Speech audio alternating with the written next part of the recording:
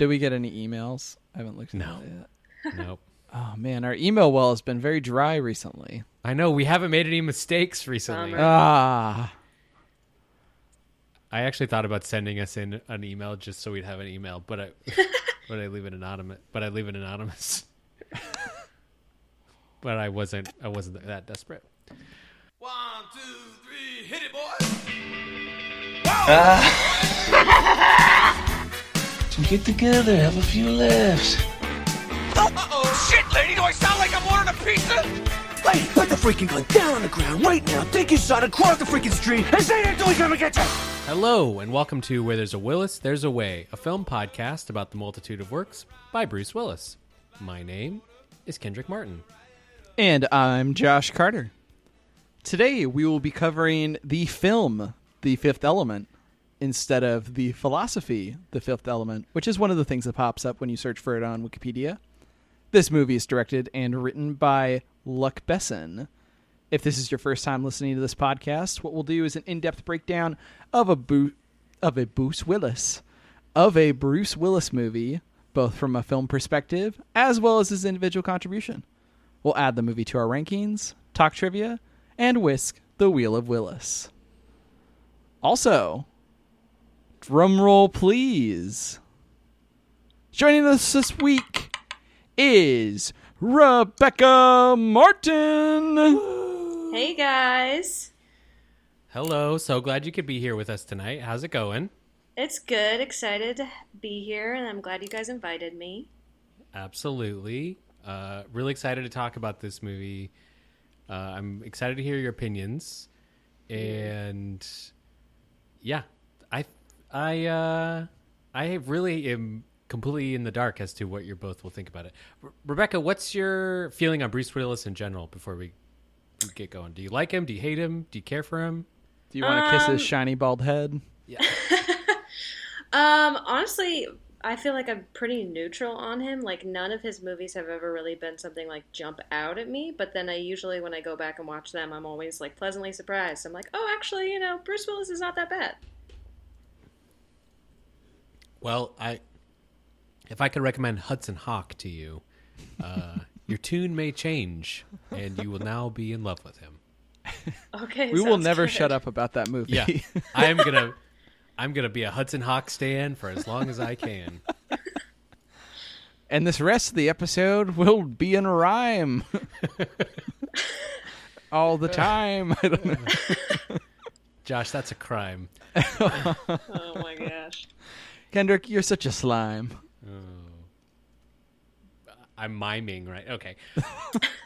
Listener, if this is your first time listening and you're still here with us, you can find our previous episodes by heading on over on your internet browser to williswaypod.com. We're also a part of the Last of the Action Heroes podcast network. You can find those podcasts over at lastoftheactionheroes.com. If you want to support us, besides the love that you can send us, what you can also send us is a iTunes rating. Preferably 5 stars, but the star is really up to you. What we really want is just those sweet, sweet ratings. Unfortunately, you can't rate our podcast a Bruce Willis out of a Bruce Willis, but, we're talking with Tim Apple about it, and we'll see what he says. Mm-hmm. I feel like DJ Khaled calling into Apple being like, look, you got to boost the servers so I can add a new rating system. Yeah, we gotta. So yeah, before we fully get into this movie, we kind of like to give people a recommendation on whether or not we think that this movie is worth a watch before they listen to the rest of the podcast. Obviously, if you want to get spoiled, that is totally fine, but we came up with a way to rate movies, and we rate movies a Bruce Willis out of a Bruce Willis. So if we think it's a movie that's worth watching, it gets at least a Bruce. And then however many more letters it gets is kind of with the amount of gusto with which we'll recommend this movie. So, Kendrick, I'd love to hear what you think about this movie. How many letters out of Bruce Willis do you rank The Fifth Element? Before we do me, Rebekah, are you familiar with the Bruce Willis rating system? I am familiar. Nice. Do you think it's the greatest rating system of all time? Like, should all things use this rating system? All things, whether they have Bruce Willis involved or not, should definitely use this rating system. I agree. This is where I think my legacy will be made, is in that rating system. Like, you'll have a Wikipedia entry and it'll be like, personal life. Kendrick was married and had cats. And then, like, the Willis ranking system is the majority of your article. Yeah. Yep. Josh, I don't know if you know this, but this is my Bruce Willis. This is the one movie that I've This been is your waiting Bruce to Willis? give a full Bruce Willis to. This is your Bruce Willis? This is my full Bruce Willis. Oh, man. Oh, man. Well, you know what? I guess I'll just shut up the rest of this episode because I got some different opinions, bucko. Yes. I got some tension. Some mega different opinions. Okay, well, what do you rate this movie? So I'm gonna also say that this movie is worth a watch. However, I'm thinking that I'm gonna give this movie, and I'm gonna look at my ratings before I just blindly say something out. But I think I'm gonna give this movie a Bruce W. So just barely. Bruce W. Yeah. Rebekah, how much of a Bruce Willis would you give this movie? Do you think this movie is worth people's time or not? I definitely think it's worth people's time. It might depend on the type of person you are, but I would give it a solid also Bruce W. Okay, well, I get some work to do. Yeah. I have extra letters that I'm willing to give up, but I am not there yet.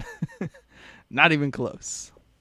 Nice. Well, that's good because sometimes when we agree too much, we just sit here and applaud each other's great opinions. Yeah, that's true. That's true. Maybe what we should do is we should like hype this episode up as like the big fight between both of us. Mm-hmm. Maybe I should just go back and unrate that, and I'll rate it like just a B, and then it will be truly a catastrophic event.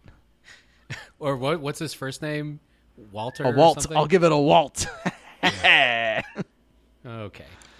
This, I'm not kidding. When we started this podcast, this was the movie I've been looking forward to all 25 episodes from now. Wow. So if we stopped recording this podcast, like if I got both my ears blown off in a U-Haul accident, then you would feel fulfilled. Because we would have recorded the episode that you set out to record. That's like the darkest way you could put that, I suppose. But yeah, I mean, sure. I have no doubt that there will be now that I've used my full Bruce Willis. I got infinite Bruce Willises, new Bruce Willis Plus, as you would call it.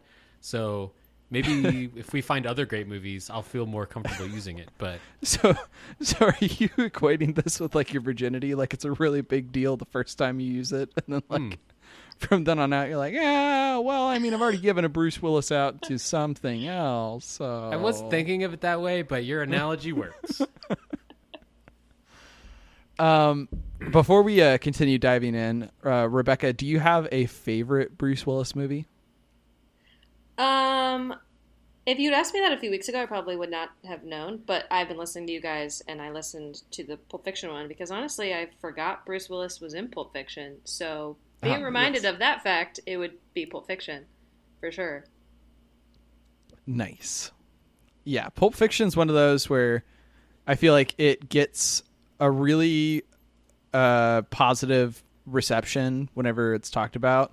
There's obviously some problems with it, but I think that it's one of those movies that is correctly regarded instead of like a Hudson Hawk, which is just overly maligned. I feel like Pulp Fiction pretty much earns all the praise that is heaped upon it. So that does not surprise me, but I'm glad to hear that.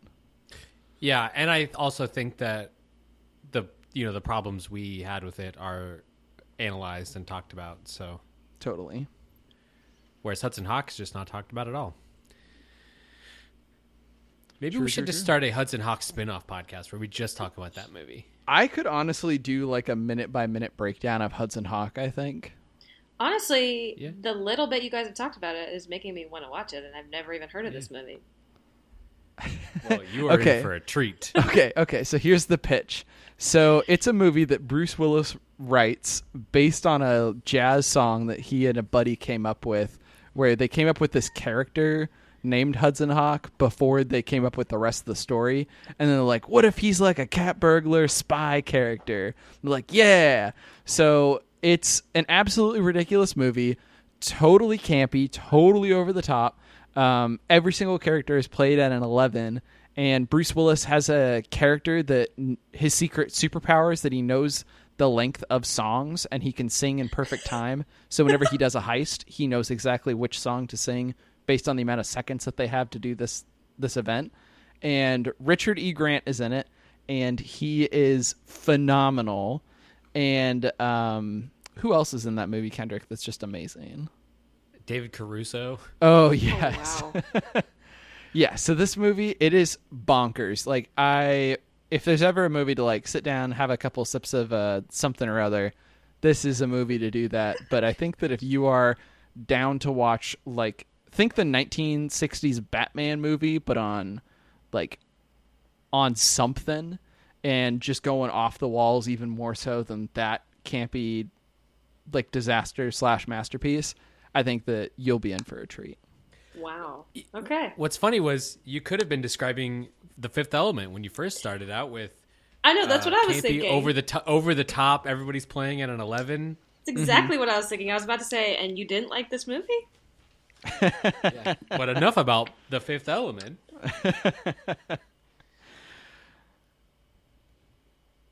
All right. So, you listener can get a hold of us many ways, but our favorite ways are emails, williswaypod@gmail.com, Twitter @williswaypod, or the ever popular Instagram, also williswaypod. And now let's dive into The Fifth Element.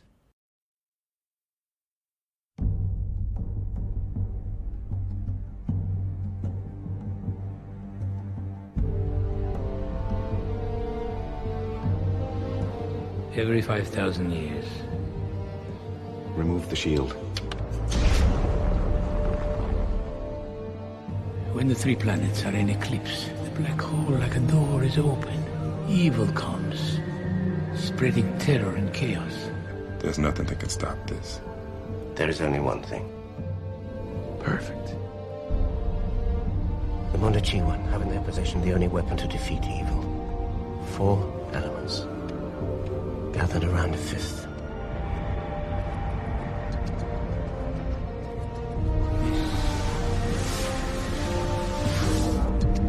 They're here.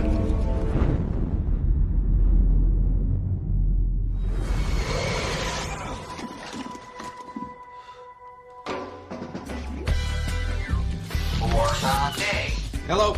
Corbin, sweetheart. You got broken fingers, you can't punch my number? Hi, Mom. Welcome home. Have a nice day. Major Dallas, you're selected for a mission of the utmost importance. What mission? Save the world. Is that thing solid? Unbreakable. Good. Word of the stone. I don't know. And even if I did know, I wouldn't tell somebody like you. There's nowhere else to go.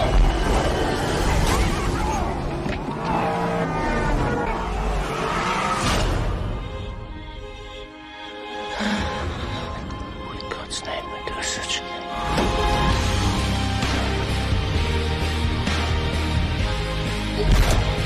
Hang on.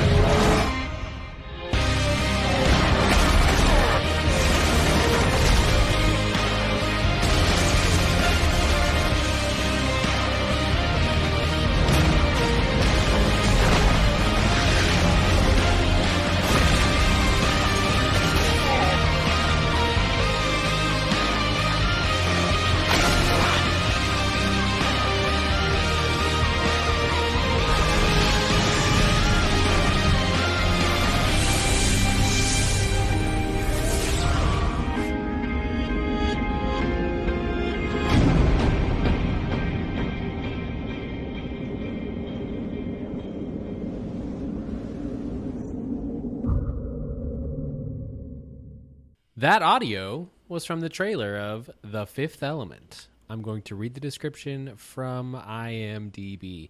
In a colorful future, a cab driver unwittingly becomes the central figure in the search for a legendary cosmic weapon to keep evil and Mr. Zorg at bay. You can find this movie for rent on VOD. I want to note that evil is capitalized there. It is not just regular old evil. It is evil. That makes sense because it is very genero evil bad thing. Mm-hmm. Yep. Yeah. Yep. So Joshua, let's start with you. You have, I feel like, the burden of something you want to unload on me right now. Possibly, yeah. Like, so I guess maybe I'll like come at it with my my complainos, and then if you or Rebecca have like feedback on those, definitely feel free to chime in. So like my biggest problem with this movie is that I felt like it was trying to walk a line between being goofy and being serious.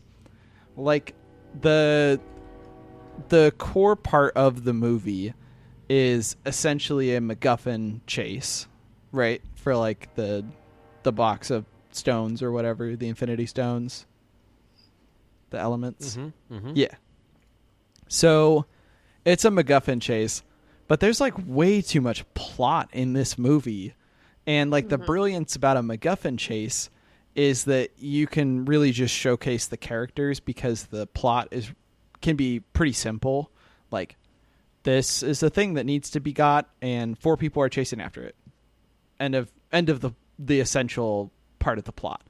And this movie is like incredibly complicated, and I knew nothing about the characters, so I had a hard time caring about any of them, and the plot is like very ridiculous and silly, but then like almost too serious at sections. Like it's taking itself too seriously. So I had a hard time caring about it. I don't know. That was kind of how I felt watching it. And then the other thing is like the energy and tone of the movie I just found to be like very grating and exhausting. Like it was trying too hard at certain parts, and I don't know. It just wasn't my vibe, I guess. Interesting. Rebecca, what did you like about this movie? What did you not like about this movie? I pretty much agree with everything you were just saying, because it was funny because the thing I thought after I finished is I was like, man, it felt like kind of like what like a 15 or a 16-year-old boy just sat down and wrote one day, both with like the oversimplistic villain of just like a fire monster, but also the like really, you're right, like totally complex, like there's so many different things going on, down to like the like random sex jokes. And then I was reading like a 20th anniversary article about it, and the director was like, oh yeah, I started writing this when I was 16 years old. And I was like, knew it. It came like 5-6 years ago. Because, you know, when you're young, you have a lot of energy, but you have no experience, so you have nothing to say. You know? So you learn first, and then when you get older, you have the pretension. Now I can say something. Now I know. I don't know if either of you are very familiar with the other work Luc Besson has done. This is probably his most famous work, if I were to hazard a guess. But he also made a movie in 1994 called Leon the Professional, which is fairly well regarded and yeah, I've never seen Leon the Professional, but I've definitely heard of it, and I was really surprised to find out it was the same director, because they feel like wildly different tones. Also stars Gary Oldman and has Natalie Portman in it, and then he also released a movie in 2014 called Lucy, which I had forgotten this till I was listening to a interview with Mila Jovovich on her character, because as many times as I've seen this movie, I didn't put together that she's the perfect human. I thought that she was like some sort of elemental power, but I didn't realize that she was kind of crafted to be what peak humankind would evolve to, and that's what her condensed DNA is supposed to symbolize. He saw a little bit of her when I didn't have all my sort of faces on. Because, you know, when you're in the city, you've always got your sort of thing of how people perceive you, and you've got your shtick that you do. But, you know, he caught me at a time where I lost control of my thing, and that's what he needed, you know? Well, she's everything. She's the future of mankind. She's like a human being that's so advanced, but that we all can become. Because, you know, for me, I totally believe in opening your brain and being able to talk to people with your mind and move things with your brain. I mean, all that stuff is so interesting. I think we could fly if we only use 4% of our brains in the end. So it's like, imagine if we could use 100% of our brain, and that's what she is. She's like using every inch of her brain that she can, and that's such an inspiration because it could really happen. Mila talks in this interview about how she, as the actress, fully believes that humanity could reach the point where you can evolve into using your brain more. And she talks about how, you know, humans only use 4% of your brain, which is false. That's been disproven. Mm-hmm. But that's the plot of Lucy. Is Scarlett Johansson plays a woman who like is given some illegal drugs and suddenly uses her full brain and becomes like this unstoppable beast. So interesting themes that I find throughout his movies. And then more recently, I want to say came out in 2016, he released a movie called Valerian and the City of a Thousand Planets, mm-hmm. which a lot of people were saying was like the spiritual successor to The Fifth Element, and I was super excited for because it's got my girl Cara Delevingne in it, and that movie was absolute garbage. Very disappointing. So take that with a grain of salt. But back to this movie, The Fifth Element. I am a fan of modern French films. I'm thinking of like Delicatessen or Amélie or City of Lost Children, I believe it's called. And they have, so Luc Besson is a French person in this movie, was released in Cannes. That was where it premiered and was definitely kind of targeting the French audience. And I think you can see a lot of the French sensibility in that, the way it's filmed. And I think one of the things that they have in common is they have like an extremely claustrophobic practical effect set dressing. So all the sets in all those movies that I mentioned feel very cluttered almost, and this movie has that similar feeling. I was laughing something I don't know if I've ever noticed before, but just the pile of trash in the airport. And it's not really like the ticket taker kind of comments on it. She's like, sorry for our trash problem. But it is like it's like a trash pile to end all trash piles. It is 2/3 of the building is just one pile of trash. And it's never really commented on as like, you know, is this just New York or what's going on here? It's just like Mount Trash in the middle of and but it's just that kind of claustrophobia and absolute like clutteriness that I found. I just really like that aesthetic, and I find that the practicalness and the physicality of it all really works for me. I also got a lot of Star Wars vibes from this movie, and I don't know, I couldn't find anyone specifically kind of saying that it ripped off Star Wars. I know that there was some lawsuits that it ripped off Alejandro Jodorowsky, who was a guy who people believe Star Wars was ripped off of. So, but that lawsuit was thrown out because it wasn't found to be factual. But the spaceships definitely had a Star Wars feel to them, and some of the aliens definitely had a Star Wars look to them. So it definitely, if not directly, was influenced by Star Wars.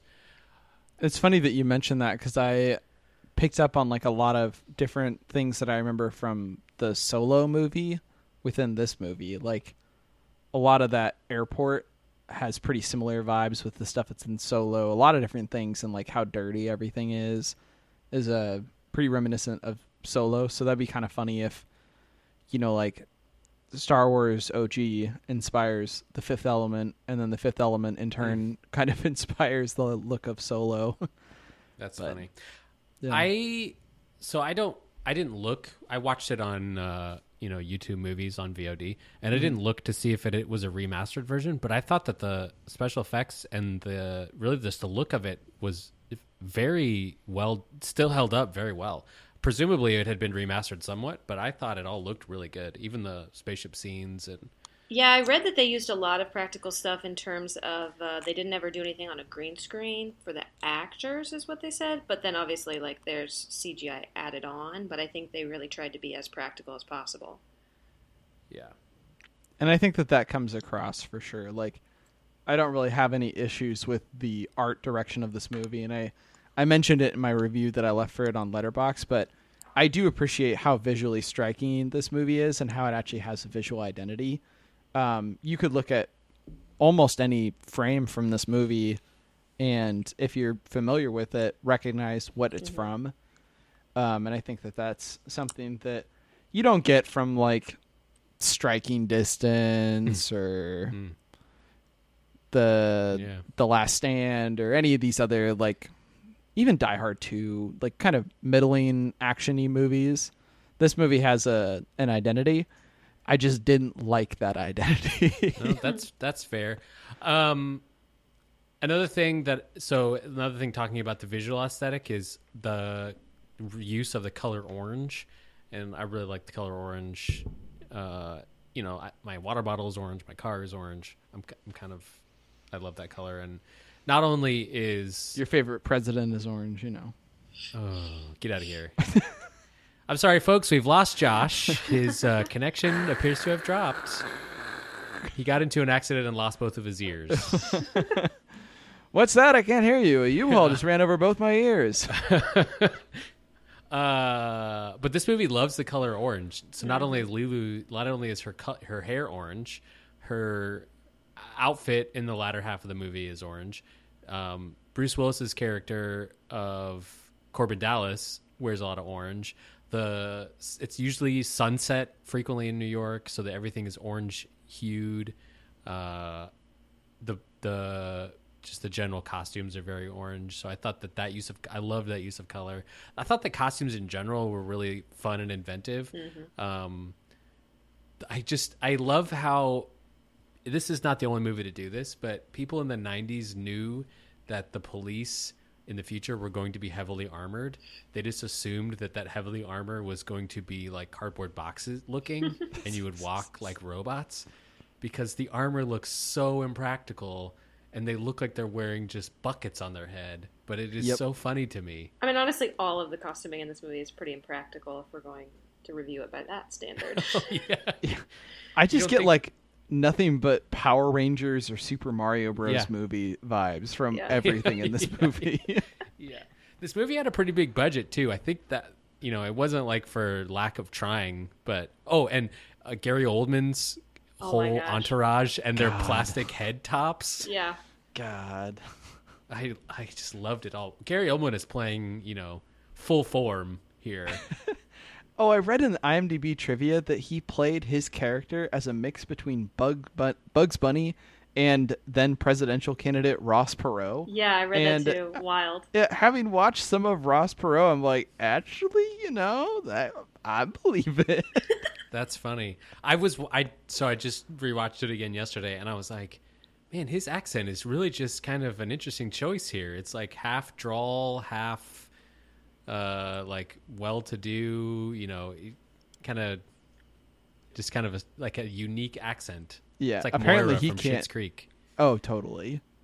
Yeah, and apparently he can't stand this movie at all. Like Oh, really? Yeah, he hates it. Yeah, because I think he just did it because the director funded his movie or something, so he did it as a favor. Yeah, that's right. Mm-hmm. Yep. Yeah, I saw that. We didn't know nothing about the movie. Nothing about it. Even Bruce Willis didn't know till he got to London and he read the script. I read the script when I got to London, but it was right before we started filming, so we only took what Luc Besson told us, and we had to go by that. And it was kind of hard, but it was kind of fun in a way because kept me excited about what was going to happen. It was surprising. Every day it was something different, and it was real fun. And I'm glad he did it that way because, you had to you get up in the morning, you don't know what to expect. And it was a real good experience. And my part was a stretch for me because I never did anything like that before, and it was so far from me and what I do in America's stand-up comedy. I do like reality jokes and stuff, and my movies that I usually do are reality, like based of America situations and stuff. It was nothing like that. But when I got there and Jean Paul Gaultier, I seen all his clothes he wanted me to wear. I was like, oh, this ain't gonna be nothing like I ever done before. Boy is fumes like fire. I would never wear this stuff in the street. So start melting, ladies, because the boy is hotter than hot. So I was like, shit, this gonna be hard. And Jean Paul Gaultier was like, this is beautiful on you. You would love this. I was like, no, I do not like that. But I started wearing the stuff and I started getting into the character, and the costume helped me create that character a lot. So I thank Jean Paul Gaultier for that. Chris Tucker is probably my favorite part of this movie. His ridiculous portrayal of Ruby Rod, the DJ, is so funny. I repeatedly just laugh out loud every time I watch him saying, my man Dallas, my man, over and over again. He never gets old. Yeah, he's one of my favorite parts, and honestly, I'm going to start buzzing people away when they annoy me now. Yeah, I totally agree. As soon as he popped up on screen, I was going, oh God, I'm gonna hate this character, and then I was like, oh no, this is actually amazing. Good job. I read that apparently they based the character on kind of a Michael Jackson and Prince-esque vibe. And then they were like, oh, maybe we can get Prince to be in our movie. I was totally getting Prince vibes. I was yeah, like, oh, I man, would have loved to have seen that. Yeah. But yeah, they totally nailed that. I don't know the comedic timing Prince could have pulled off, but Prince obviously would have sang more. Chris Tucker sings a couple lines in this for a little bit and does some raps and stuff that are fun. But yeah, I was like, oh, this is like a role made for Prince right here. The other person I read was in the running for it was Jamie Foxx, which they just didn't pick him because he was so much bigger physically, and they liked the look of Chris Tucker next to Bruce Willis. But that would have been really interesting too, I think. Yeah, that would have been wild. That would have been a different movie, I think. I mean, Yeah. I don't know. I don't know if Chris Tucker has done another role since then that's like this. Like, it's very, I don't know if it's quite what I would say is gender fluid, but it's definitely a queer character. He's wearing almost dresses, flowery dresses, very flirtatious, over the top, on and off camera for his quote unquote role. So it's a very very comedic character, and I think Jamie Foxx could have done the comedy. I just don't know if he could have been as I don't know, if sexual or sensual. Chris, he's very sensual with his unicorn hairpiece and everything. Oh yeah, that whole plane takeoff sequence, I was low-key dying. Yeah. Yep. And then Ian Holm. Mummy. I don't know what he had done before this movie. Probably some stuff, right? Alien. Oh yeah. Oh yeah. Yeah, he's an alien. That. He's my favorite part of Alien. He was a joy in this movie, and I kind of was. Yeah. I was like, oh, I hope he doesn't just disappear in the beginning. After the he sits down at the bar and gets drunk with the bartender robot and is like, maybe I shouldn't have sent a kid off to his demise. Kendrick. Yeah. He was in Brazil. He was? What was he in Brazil? He's a Mr. Kurtzman, apparently, according to IMDb. I totally forgot that role. I'm just scrolling through his IMDb. I'm like, wait a second, you're supposed to be Mr. Brazil. Yeah.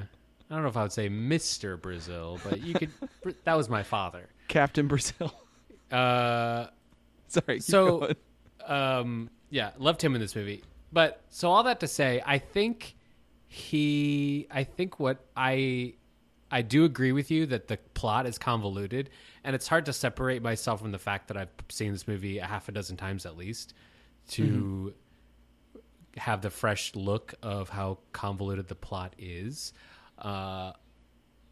Because I'm at the point now where I love watching all the different plot lines coalesce to the resort, Floss in Paradise, because you have Gary Oldman, you have the aliens he double crossed, the Gennaro bad guy, pig creatures. You have Ian Holm, you have Bruce Willis, you have the opera singer people, the opera singer that they're trying to meet. So. And then you have and then you have Chris Tucker, and you have all these kind of disparate parts, and you're like meeting all of them, and then it's all kind of happening at once. And I would have loved to like watch this in mini series format where it's like an entire episode devoted to each of those, and then the finale is the end. But so I can see where this plot is very confusing. I think if you just kind of sit back and let it roll over you, and you're just basking in the absolute ridiculousness of it all, that's kind of how I fell in love with it. Yeah, I think originally this movie was going to be a trilogy. I think I read that somewhere, and that probably would have helped a lot of the issue, because I could see the plot from this movie being stretched over 3 movies to be quite digestible and allow even more room for fleshing out the characters. I just think that when they got the news that they were only going to do 1 movie, you have to take out a lot of different things. And you can have a movie that has a lot of different moving pieces and stuff like that, but there's so many things that were just like unnecessary. Like that opening sequence where they're in Egypt, we get introduced to the idea of there being this fifth element thing, but that's like it. And that's maybe 10 to 15 minutes, or at least 10 minutes of the movie is that opening segment. And that's time where I feel like you could have better spent that, fleshing out the world a little bit more, because they kind of just they reference things about the world. Like they reference that Bruce Willis has 50 points or 5 points or whatever, but then they don't really explain it, or they don't really show it. And so you're just kind of left being like, well, I guess I'll go read the graphic novel that explains what these points mean after this. Yeah, it's funny you mentioned the points. So I watched this movie with a friend of the show, DK, hashtag DK Bakes on Instagram. And he asked me, he was like, wait, what do the points mean on when they talk about his points on his license, how they reference that? And they don't they don't explain it. And you just kind of have to assume it's something to do with being able to drive a car, I guess. I don't know. Like, I understand where you're coming from, and I can't disagree that part is confusing, but I feel like it's just shorthand for kind of moving forward. What's funny is this plot is, at its base, it is like a video game-esque plot that should be fairly straightforward. Bad guys coming. We need the 4 elements plus the girl. Okay, we got the girl. Now we need the elements. Now we go find the elements. We got the elements. Now we got to get back. Now we got to turn them on. Now we're good. That part is fairly straightforward. But there is like some extraneous stuff that is unnecessary. I think probably my least favorite parts are the parts to do with the monstery aliens. And that is where most of the action comes in. This movie, we haven't done a Bruce Willis movie in a little while that has as much just straight action as this movie has. The middle third is very heavy gunfight action. Mila Jovovich's character of Lilo does a bunch of stunt work, martial art action. I thought that was really fun. I love that whole scene where she's fighting guys to the opera singer. The whole opera singer scene. Oh yeah, that was pretty great. So good. Where she like goes from opera into pop hip hop. That part was great. And I don't know if those monster aliens were added to just give this movie some action. If the trailer definitely wants you to think it's a more dramatic action movie, then I think it is. Mm-hmm. Well, and it's weird too. They spend so much time on these aliens, and then there's like really no motivation or anything given to the actual like ultimate villain of Fireball with a skull face. Rebekah, he's here to kill life. He comes every 5,000 years to kill life. Yeah, and so another thing that I don't know if it's commented on in the graphic novel, but when Lilu gets to we're imagining into existence. Yeah. Fan fiction, Josh. I'm writing fan fiction right now. Okay. It's involving moonlighting. It's a moonlighting Fifth Element crossover. Oh, I see. There's a very brief moment given to it when she gets to the W in her language studies, and you see her kind of realize in the last 5,000 years, humanity has like really advanced its warfare concepts, and it goes through because. You think about 5,000 years, a lot has happened. Gunpowder and gasoline and atomic bombs and electricity, all that stuff's created a lot of weapons. Mm-hmm. And you kind of get the impression that overwhelms her. And at the end, she's like, do I really want to save humanity? But that's not really talked about. It's just kind of brushed aside. Mm-hmm. And I think that's something else that could have been fleshed out in a longer piece or just cut entirely. Yeah. And well, when I was watching it, oh, go ahead. No, I was just saying, it kind of cracks me up that she really only focuses on war in the 20th century.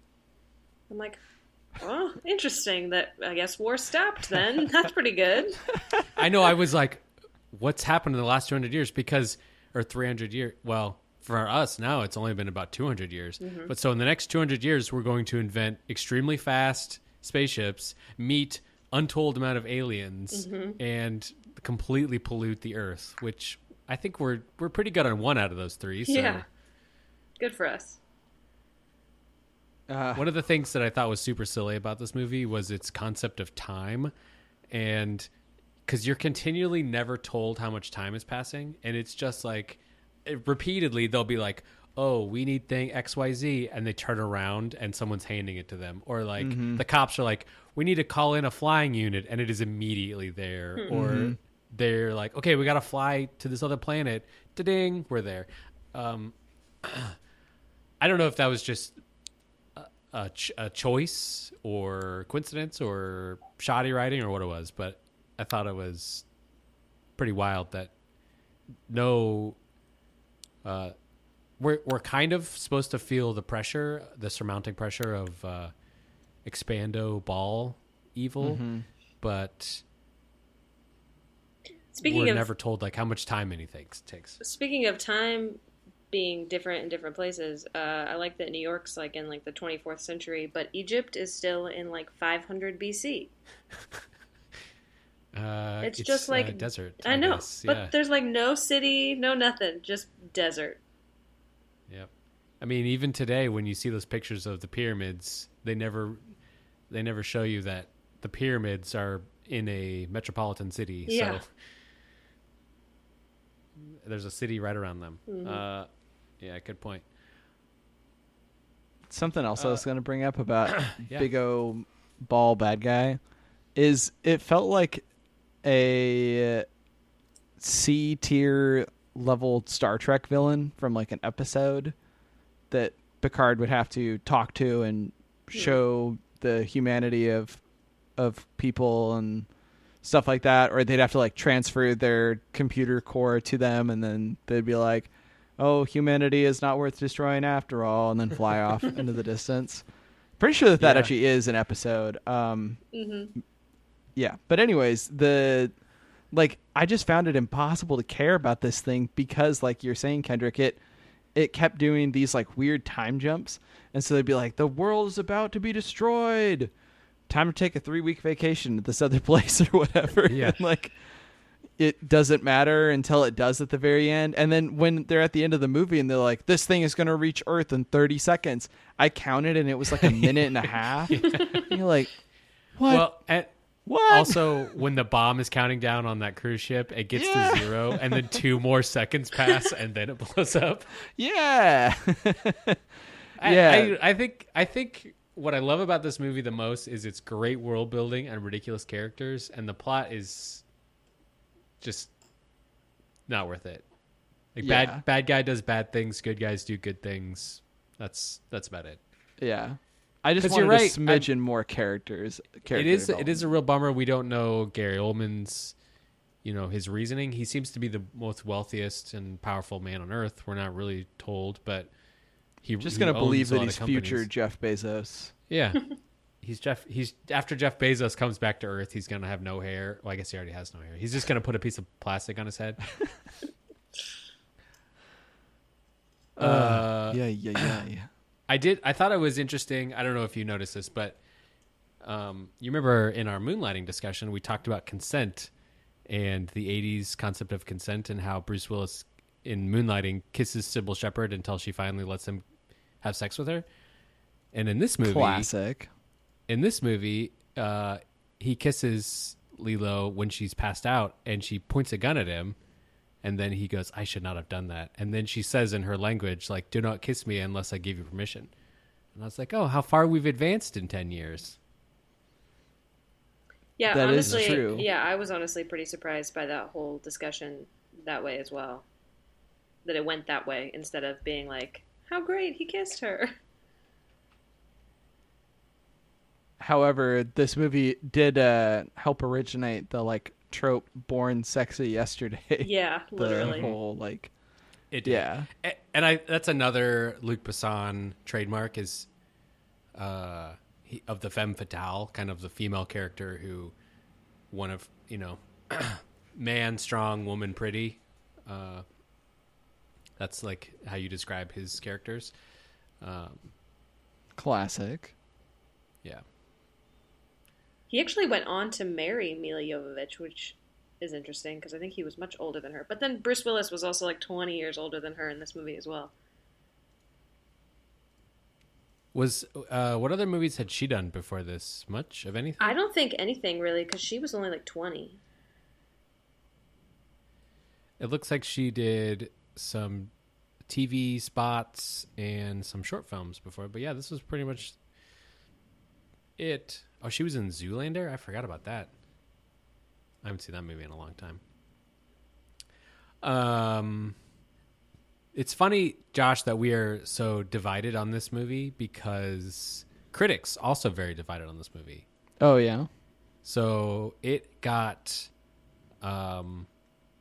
nominated for many awards, won several awards. It won, some BAFTAs. It won some awards at Cannes. It won the Caesar Award, which presumably is maybe another French or Italian film festival. It was nominated for Best Sound Editing at the Academy Awards. It was nominated for a Blockbuster Entertainment Award, which I haven't looked, but I assume that award ceremony doesn't exist anymore. But also, it was nominated for Golden Raspberries and my favorite, Stinker's Bad Movie. Hey, did it achieve a Mr. Stinker's Bad Movie award? Nope, it didn't win a Stinkers. It didn't win a Golden Raspberry. It got a Golden Raspberry nomination for Mila Jovovich and Chris Tucker. Oh, really? Yeah, and a Stinker's Bad Movie for Worst Picture, Worst Director, and Chris Tucker and Mila Jovovich also. Yeah, I think it's definitely cult classic at this point. I think most people who like it are like me, who either weren't old enough or didn't watch it when it came out and have since fell in love with it. But it kind of split a lot of critics when it came out. I think the Siskel and Ebert gave it 3 out of 5 stars. They had some problems with it, but they didn't hate it. And but then other I think LA Times was this is quite possibly the worst movie. So very divisive. Interesting. Yeah, I don't think it's the worst movie ever made or anything like that. I just think it's largely over complimented when maybe it doesn't deserve that. Yeah, I mean that's fair. We might be hitting the point now where a lot of people see the cult classic status and find that hard to understand. Ebert says he says, quote, "I would not have missed seeing this film, and I recommend it for its richness of imagery, but at 127 minutes, which seems a reasonable length, it plays long," end quote, which I think sums up what our complaints have been, really. Yeah, for sure. Yeah. I think I wrote one or two other things I wanted to talk about too, but if you had something, Rebekah, you wanted to go over, feel free. Oh, I was just going to say, yeah, I definitely feel like it felt longer than it really was, and I also feel like there's definitely things that you could have cut out and no one would have ever missed it. I mean, honestly, anything with his mom, I feel like you could have chopped out all of those conversations. Oh, totally. Never would have missed it. Yeah. I think the mom stuff. What are your fingers broken? Why haven't you been calling me?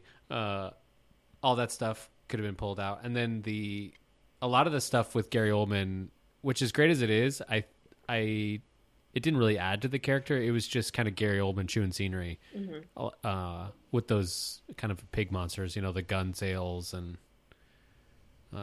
that kind of stuff. The weird little pet thing he had. Mm-hmm. Yeah, him choking on a cherry pit. Yeah. I guess that scene, I forgot about that scene, but that scene did kind of help explain his motivation a little bit, where he talked about how you can't have purpose without chaos and destruction. Which I don't buy that entirely. No, yeah, it doesn't make any sense. His allegory was, I'm going to break a glass and see something has to clean up this glass.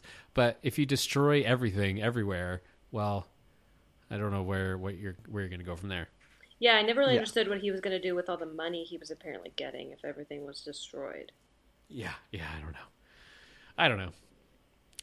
Who cares? That's why bad guys who can destroy everything don't make any sense if they are doing it for money. Because it's like, you're holding us hostage, but you're going to destroy everything, which will kill you too, so you don't want that. Because at their core, they're selfish. But if you have a villain more like the Avengers Thanos, who has a motivation that is more like ethical and more morality based, you can do a lot more interesting stuff with it. And I feel like if they had based him in something that wasn't just wanting to be future Jeff Bezos, they probably would have had a better villain on their hands. But yeah, my biggest problem with this movie is the writing. And from everything that I've said, these are all writing issues. So it's yet another thing that I will throw in the tin. But I don't want to beat a dead horse and just say the writing's bad 65 different ways. So I'll just leave it there, I guess. Okay, anything we want to talk about this movie before we move on? Any last thoughts? One thing I did think was interesting is watching it. It had, obviously it's a lot brighter and more colorful, but in a lot of ways it reminded me somewhat of Blade Runner, just with the whole, lots of big advertisements and the huge McDonald's signs and. Oh yeah, so many McDonald's references. Yeah, and it was interesting too because with a lot of McDonald's and the cigarettes he got and the plastic containers in his fridge, a lot of it felt, and all the gas low, and the fog when he drove way down, it felt very the earth is, and all the trash, the earth is being destroyed. And then in this 20th anniversary thing, they were we wanted to show a bright, happy, great future that wasn't dark and depressing like Blade Runner. And I was like, really? What did you all think of the traveling sushi chef or ramen chef or whatever that was? I thought that was pretty great. He just comes to your door. Yeah, a whole conversation about luck and stuff. Yeah, your pod window, and he's in his Chinese junk, but also a spaceship version of it. I don't know how he's supposed to make money doing that though, because he stood and had a conversation with Bruce Willis for ever. Maybe Bruce Willis is paying him a lot. I don't know. Maybe, yeah, I don't know. He got his lunch for free. Yeah, he did. He did. Yeah, he did get his lunch for free. There's just so many. Like I said, the world building in this movie it's it's like I don't know if either of you have ever played Dungeons and Dragons, but it's like if someone just put all their effort into the world building but had no plot, and the characters just kind of wandered around for a while. Like the fact we haven't even talked about, his apartment has designated spaces for standing when you get the police raiding your house. Like that's pretty dystopian and wild. And the neighbor who robs him by having a hat that looks like an empty hallway. Oh yeah, that was great. So random. And then Bruce Willis is just like, I'll take this gun and add it to my giant stash of guns. Another thing that felt totally random was what was with the little like critters under the plane, and the like Rastafarian type guy underneath smoking something. I think that it was, to me, I just got that it was,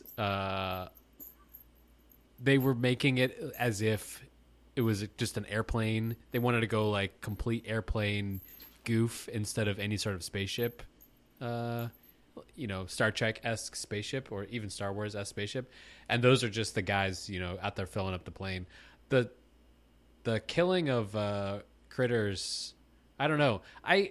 We'll get to the budget in a little bit. I don't actually know anything about the budget, Josh. So hopefully you have that number pulled up. Yeah, but, I got that ready to go. I have to feel like this movie cost a lot of money. Okay, so let's talk about Star Trek Connection real quick.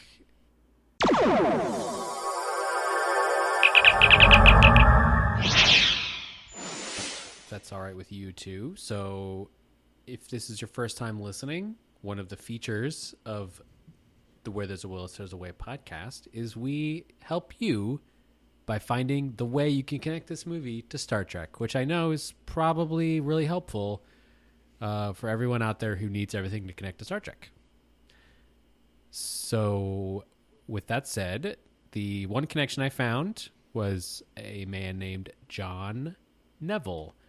He plays in a Star Trek Next Generation episode where he is playing the character of Isaac Newton. And in this movie, he's one of the generals in one of the military generals, General Staydert, I think is how you say his name. He's most well known for playing a Baron Munchausen in the Terry Gilliam movie Baron Munchausen, which is funny because if you look at his IMDb, he always wears big British style wigs, and his character of Isaac Newton on Star Trek, he was wearing a big wig. So very in type for him. So that is the Star Trek connection I pulled up for this movie. That is fantastic. Love it. Since I forgot to mention it, but we were talking earlier about, you mentioned a general, and that like Monroe guy, I was like, God, this guy looks so familiar. You know the guy that I'm talking about? The General head of Monroe. The guy The that guy who comes gets to put his in a house freezer and and then is totally fine. Yeah. So that guy, I was like, this guy looks familiar. But then I realized he is in a trilogy of Bruce Willis movies, and he's been in 3 movies that we've watched so far. This is the last one that he's in with Bruce Willis, but I could not believe it. He was in The Player, and he was in Striking Distance as well. Oh, wow. Yeah. What was his character in The Player? Oh, just probably background man number 7 or something? No, he was like a kind of a big deal. He was, I think, the like head of the company. Joel Levison was his character's name. He was like in charge of the place that like the main character was working for. Oh, okay. Yeah. You know, so I was like, oh wow. Speaking of recognizing random people, the president, who we didn't really talk about at all either, was such a random character. But I was like, for the longest time, I was like, man, what is this guy in? And he is. This is super random. That's like the only other thing he's really been in. He was the prisoner in The Dark Knight that like takes the bomb trigger and throws it out the window. Like the really like scary dude. But in this movie, he's so like grinny and like constantly sweating and just being very like over the top. It took me a long time to make that connection. he plays a very strange president character, and Yeah. I don't know how he was directed, but he definitely acts almost kind of stilted and like he's reading everything from a teleprompter. But I thought it was kind of funny. This movie was kind of groundbreaking, and it had a black president. I don't think it was the first, but for its time. Yeah, I know. Luc Besson was like, I wanted to do things, everyone said you couldn't. Like, the villain dies, not in a big, like battle with the main guy, and the president's black. Like, I think he was trying to kind of be a bit of, like, a contrarian in some of his choices. Well, and I love how like Bruce Willis and Gary Oldman do not share a single scene together. They share like a couple of frames together, Scooby-Doo style, where like one group gets off the elevator and the other gets on an elevator, and then they don't see each other, which was fantastic. Yeah, good stuff. Like I said, I did like parts of this movie, but overall I was just like, the writing. The writing was the big downer for me. But yeah, okay. So box office for this movie. The box office for this movie was honestly kind of incredible. It is, to date, the second highest box office, or not box office, the second highest budget movie, adjusted for inflation. Wow. And it was a $90 million movie. So when you say second highest, do you mean of the ones we've done so far? Of the ones we've done so far, yeah. Die Hard with a Vengeance was also 90 million, but it was made in 95. So 90 million in 95 is more than 90 million in 97. Because of inflation. But yeah, this movie was $90 million to make, and it made $263.9 million at the box office. Wow. That's so definitely a good return, but it was an expensive movie. Yeah. I'll say that you could see it on the screen, I think. Yeah. Yeah, for sure. And there's so many random little one-off characters, like all the stewardesses and like the McDonald's girl, like so many random characters like that they definitely put a lot of effort and detail into everything they're wearing and their wigs and all kinds of stuff. Oh, their costumes are always so weird. The stewardesses' weird costumes. Yeah, the wigs, the makeup, everything. That little makeup machine that Lilo has where she's like, you just hold it up to your eyes and it just does all your makeup for you. Yeah. I thought that it was one of those, like, what were they called that were back in the 90s and the early 2000s, but you put them up to your eyes and then you flick a button and it goes through a reel? Oh, where you like looking at the picture thing? Yeah, and then it's like, I don't know, story of dinosaurs, and you like flick through them and they're really hard to see in low light. I know what you're talking about. I don't know what the name is, though. God damn it. Speaking of makeup, I totally forgot about this until just now. Does anyone have any idea what the whole thing was going on when Zorg was talking to the fireball monster and all of a sudden he just starts bleeding from the center of his forehead? So that happened earlier when the first general dies after firing all the missiles they had at it. Right before he dies, the top of his forehead starts bleeding black blood again. It's never explained. I think it's supposed to symbolize like you're in bad shape. I guess. Evil with a capital E is coming. Oh no, not evil. Also, I want to call out Gary Oldman's his I don't even know how to say this without laughing. His best man or whatever, his character name is Right Arm. His character name is Right Arm? Yeah. I was like, I wanted to say his right hand man, but I'd be playing into the joke before I could even get it out. That's funny. All right. Man, this movie, I tell you what. Well, we haven't really touched on it too much, but you guys want to briefly talk about how much we liked Willis's performance in this movie?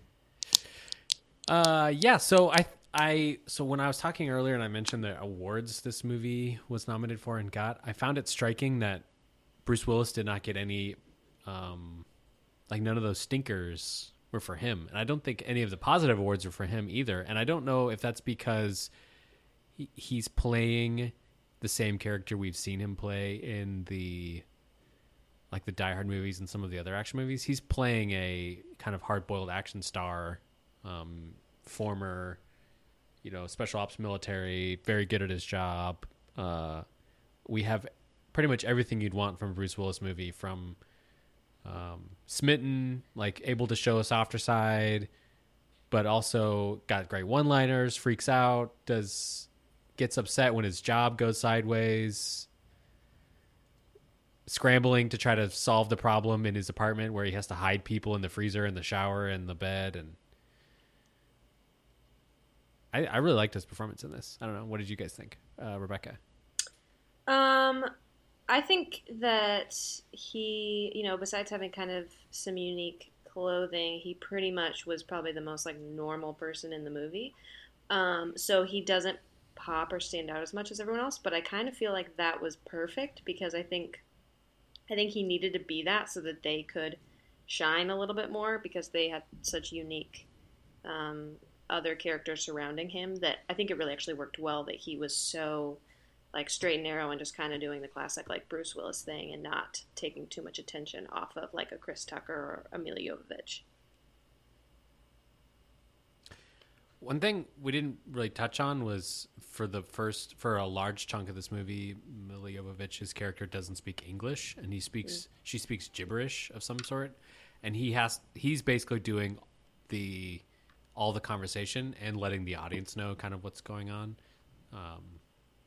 And I thought that all worked really well for me. Yeah, I agree. I actually read that it was like a real language they created. It didn't have a ton of words, but that she could actually have a conversation with Luc Besson with that gibberish language. Oh, wow. Josh, what were your feelings? Yeah, I thought that Bruce Willis did a good job. I wouldn't say that it's like my favorite Bruce Willis performance or anything like that, but I thought it was a well-done performance. Unfortunately, I have a hard time not comparing this movie to 12 Monkeys, and I don't think that he gives like a 12 Monkeys level performance. But he does a fine job with what he's given, I think. Some films I choose to do because there's some acting thing that I need to work out for myself, or something that I think is challenging, from an acting point of view. And sometimes I do it just because they're just fun, and this was a real fun movie to make. Now, this is the second film you've made recently that takes a less than sunny view of the future. Is this pure coincidence, or do you just have those old millennium blues? It's a good question.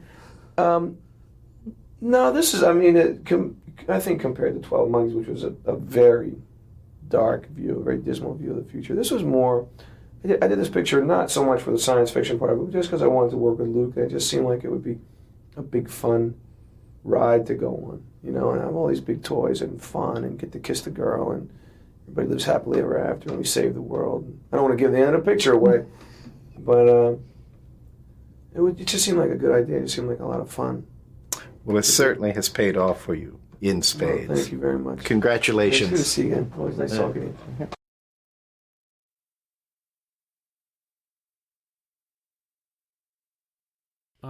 Okay, so all that said, Joshua, where would you put this movie in your ranking of all the Bruce Willis movies? Even though I had like a lot of fairly positive things to say about it, I think that the writing, it just really knocked it down for me. And I definitely was having a hard time placing where I was going to put this movie. But as I've said before, when I judge movies, I feel like I kind of look at what it's shooting for and what it's aiming to be, and then I evaluate it against that. So, like, Look Who's Talking is pretty much the best movie that Look Who's Talking could have been. And Die Hard 1 is pretty much the best movie that Die Hard 1 could have been. This movie is not the best movie that I feel like Fifth Element could have been. I feel like there's a lot more things on the table that weren't utilized well. The writing is fairly shoddy at parts, and I feel like that definitely affected how much I enjoyed or didn't enjoy the film. So I'm actually going to rank this movie kind of low. I'm putting this movie at my number 15, below Mortal Thoughts and above Billy Bathgate. All right. Wow. We're going to have a little bit of a divergent list on this one. Oh, definitely. while I saved my Bruce Willis, my full Bruce Willis for this movie, it's not going to be my number one movie. It's not. I think, as much as I love it, I see the flaws in it, and I think, while I will probably always be willing to rewatch it, and of the movies we've watched, maybe only Hudson Hawk is one that I would jump at a rewatch. The other ones I'd want to be in the right mindset. But with that said, I think 12 Monkeys is a more technically proficient movie, and you could have multiple classes on that movie. Fifth Element is just a movie that not everyone can like and not like. So I'm going to put Fifth Element at number 2, right behind 12 Monkeys. Rebekah, obviously you haven't seen every single movie on this list, but at a glance, do you have any idea of where you would put Fifth Element in comparison to what other Josh ones? is trying to say is at a glance, can you tell me how wrong I am? Well, I mean, honestly, I haven't seen a ton of these movies, so, I mean, I would probably have maybe a list of 5, and out of 5, I'd probably put it at a solid, 3. So about the middle of a list. Nice. Well, what do you think is the worst that you've seen of this list? I mean, it's been a while since I've seen Look Who's Talking, but that one's probably pretty low. And some of the later, I don't even know which one. Whichever Die Hard has Justin Long in it. Oh, we haven't gotten to that one. I think that's Die Hard 4. Whatever one that one is, that would definitely be down there too. Yep. Well, you can't take my elements away from me. It's definitely an enjoyable movie and a movie that is fun to go back and watch, though. So that makes it much higher than a lot of movies. Yeah. And every time I watch it, I'm finding something new, or I'm Yeah. like, man, that is absolutely ridiculous. Like the whole gag where everybody shows up to the ticket taker booth with the same name, and the ticket taker is like, "You're Corbin Dallas? I've had 3 people," and then she's just like, "Well, sorry," and she just hits a button and just disappears into the ground. Oh man. Okay, well, Joshua, how many elements do you need to tell you the time of day? I usually just say 1, the element of Kendrick. Oh, wow. Am I the 6th element? You are the 6th element. Too bad I don't know, how far away is the 6th Sense? Because then we'll have we've done 4 Rooms, Fifth Element, 6th Sense. 12 Monkeys. 12, he's not in the movie 7. Isn't number 11 or whatever? Oh, yeah, Lucky number number 11. Yeah, that'll have he's to in be our that. stand-in. For... That's funny. Never even. That's funny. But seriously, though, Josh, do you know what time it is? I'm going to guess that by you asking me this, it is time to whisk the Wheel of Willis. The Wheel of Willis. What we do here on this podcast is we've compiled using the advanced algorithms. Yeah, the most advanced of algorithms, the most top of men, to research for us a selection of questions to ponder with this movie.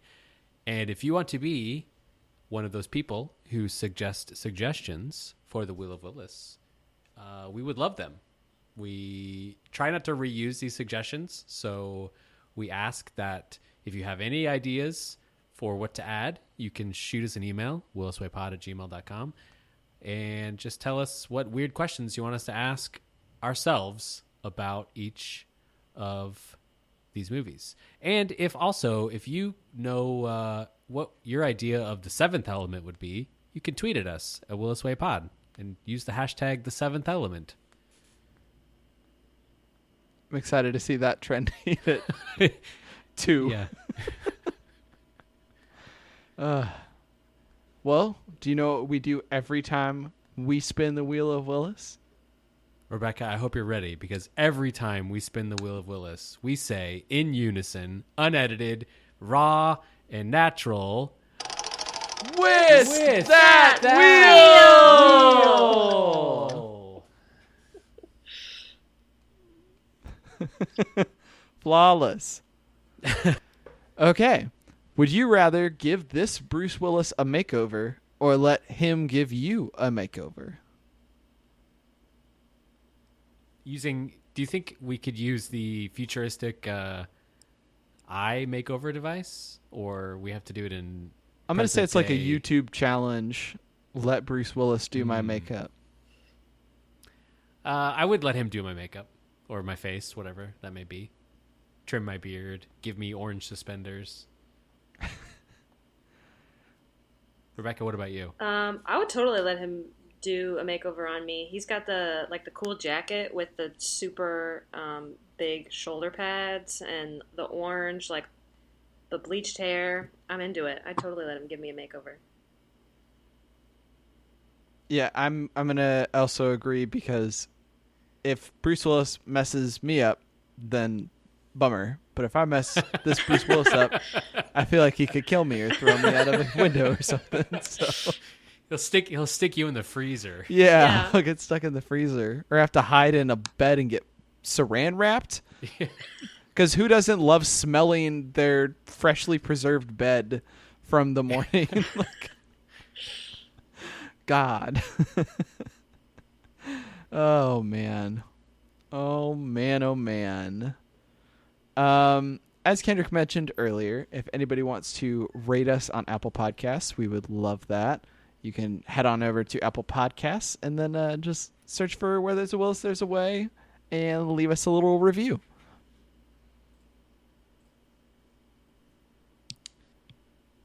You can send us an email, like we said, williswaypod@gmail.com. Find us on Twitter and Instagram @williswaypod. Rebekah, thank you so much for joining us. It has been an absolute joy. Thanks for having me. It's been super fun. I'm glad we got to do this. Yeah, me too. Is there anything you want listeners to know about anything you want to plug? Not specifically. You can follow me on Instagram or Twitter on BeccahB96, but that's about it. Nice. You can find me on Twitter @KMartinix. That's KMartinix. And you can find me on Twitter @JoshingCarter. Next week, next time, next episode, we'll be covering some animated delights, a.k.a. Beavis and Butthead and Bruno the Kid. Until then, keep your way, Willis. The #7th element. #7th element. Well, thank you everybody for listening. Have a good one. Goodbye. Goodbye.